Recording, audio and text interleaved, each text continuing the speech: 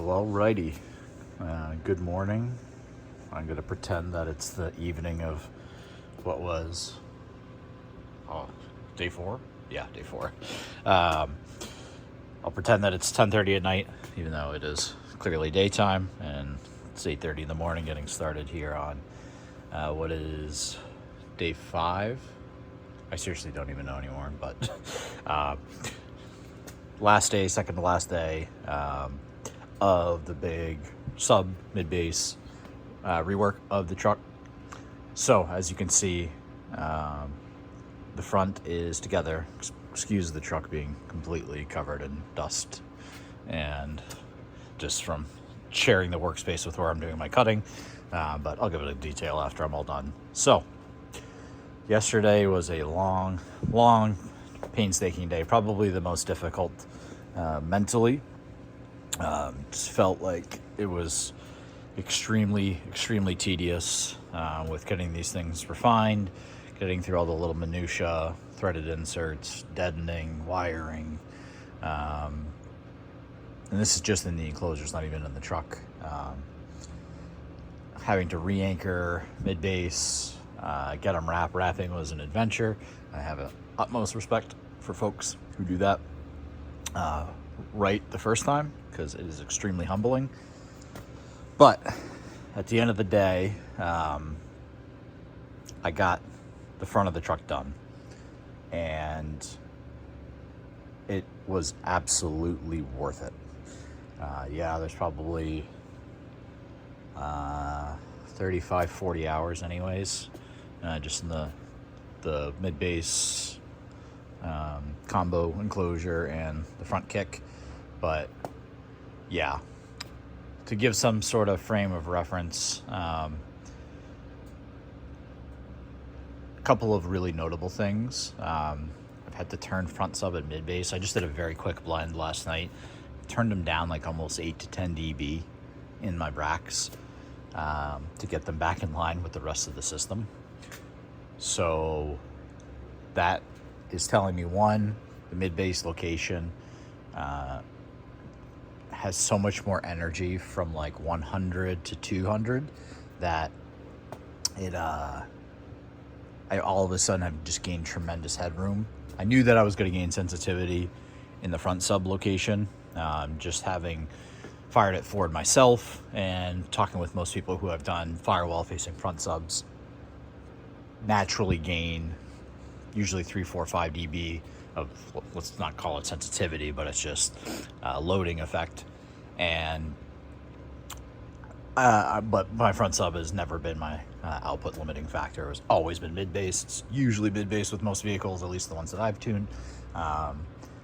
Mine will probably be rear sub going forward, just from X-Max when the IB18 goes in. Maybe not. We'll see. But anyways, so progress yesterday. We got this thing wrapped. Learned a couple of lessons in terms of like, I made these grooves probably a little too deep because the vinyl that I'm using is nice. It's durable, but is fairly stiff. It's a 2-way stretch. I got to really look for maybe a nicer 4-way stretch. The stuff that I use up in the dash pod, so that's like a really nice OEM match. It's like basically not available anymore, but that stuff is really malleable compared to what this was. Just took me a long time to get this cleanly wrapped, and kind of a lot of like peel it back, work it with a heat gun. Really wish I had a second set of hands, but got through it. But yeah, I gotta see if I can get my other light on here to show you guys. I don't even know if I have. No, that battery's dead. I'll grab a flashlight here in a second, but yeah, so this enclosure is in. Let me grab a light here. It's gonna be a giant floodlight, but I want to be able to show you guys where the mid-bass are.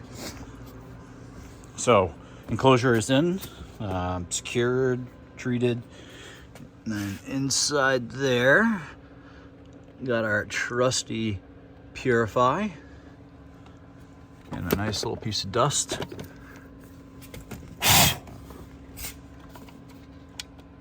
There we go. Yeah, so it's got plenty of space. It definitely requires a little bit more gain compared to the driver's side, and I just blame that on kind of the location. But most importantly, the frequency response is really, really nice. This is playing, even though it's in a .22 sealed enclosure, is playing from like 65 to 200. Zero nulls. Like, it could probably stretch to 250 in terms of a crossover without anything. Passenger side does not have as much low end extension, which is actually different than most experiences I have. Usually, actually no, that's incorrect. Usually passenger side always gets a bit more low end extension compared to driver side, but some of you who are in Peter's Patreon group, especially the Facebook group, I posted some of the frequency responses. Yeah, the juice was worth the squeeze for sure. One of the biggest takeaways that I had is I put these two mid-bass drivers on the same crossovers that Peter had tuned my truck with, and at 148, no smoothing, RTA, they follow the target curve of the intended crossover exactly, without EQ. That like, I just needed to do a little bit of level adjusting to bring them in line with each other. But I'm telling you that at 148, these almost follow a perfect target curve without any EQ. So yeah, that made me extremely happy. It makes the mid-bass just naturally really effortless. It's just doing what it's supposed to be doing. Same with the front sub. Not that it really needed much EQ before. Usually just needs kind of a knockdown on the top end. This thing's playing from about 30 comfortably up to 200, honestly. This thing could run as a mid-bass if I wanted to. But I put crossovers at 35 to 90. Got a small peak in there, but right now I'm listening to it. Does not have any EQ. So there's no filters on my front sub or either of my mid-bass. And it sounds better than it did before. And that's purely because of, one, I have much better locations. The depth is noticeable.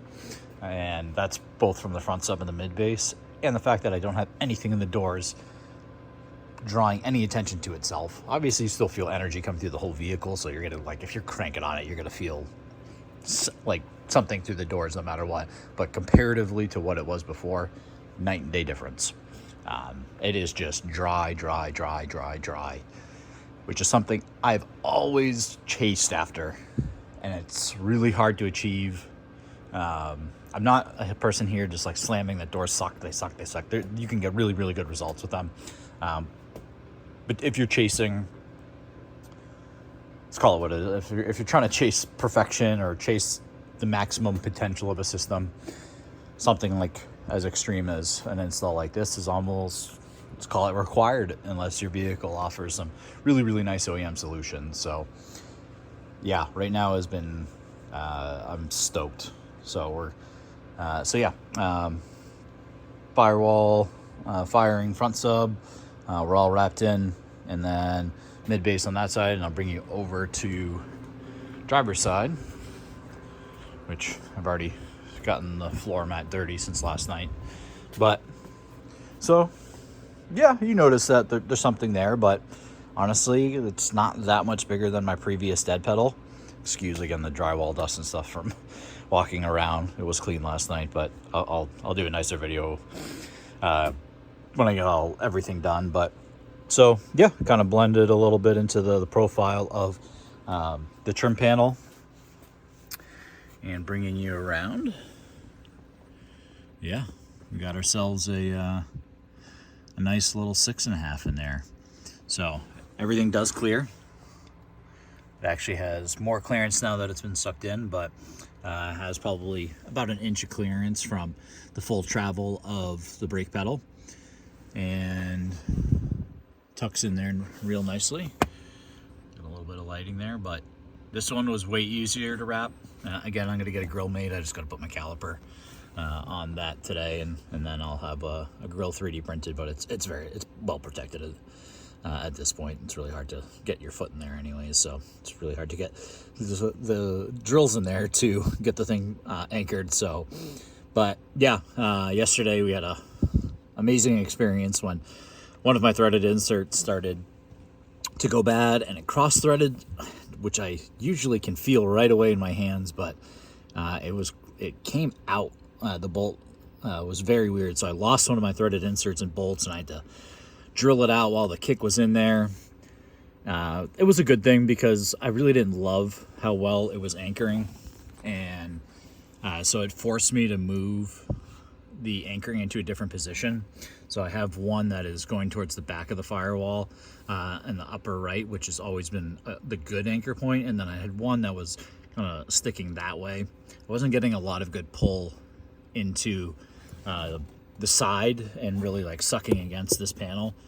So I put the other one in the base of essentially the lower portion of the A-pillar, and that is way more secure. Like I can absolutely, with the speaker out here, I can yank on this and move my entire truck without the thing budging. So that probably was a blessing in disguise, as much of a swearing fight and pain in the ass as it was. Ended up being a happy accident. So yeah, the thing is very rigidly mounted. We ended up with 0.19 cubes in here. On the driver's side, passenger side has 0.21 before displacement. These both have angel hair and some fiber mat, so they should be acting a little differently. Front sub ended up with 0.45 rather, and then again that's got some fiber mat in there, which testing has mostly shown that you can see anywhere from 15 to 20%. It's the old school fiber mat, which is really good for lining enclosures and creating, it's not really a higher VAS. It just the equivalent volume of what the enclosure acts like in terms of frequency response goes up, so it tends to play lower, better, more natural. The Illusion C10 doesn't really have an issue with tiny enclosures and still sounding correct. That's just the TS parameters and then experience with it. It's a very well renowned front sub for doing extremely well in small applications and still sounding like a subwoofer and not just like a one-hit wonder. So with 0.45, with the fiber mat that's in there, it's probably acting like 0.5, 0.55, which is like a really nice, at least QTC alignment, and just a really nice airspace for the front sub to live in. It was in the old enclosure, it's like 0.62, something like that, 0.55, something like that. So it's really not, even though that filled up my whole passenger footwell, the volume is not tremendously different than it was before, but we also tried to capture like this airspace on both sides. There was a lot more optimization in how we handled getting the air, but yeah, long-winded update, but really excited. I'll upload this now, and then we're on to taking this out and chop. I will see you guys tonight with hopefully a big hole and big sub in the back of here.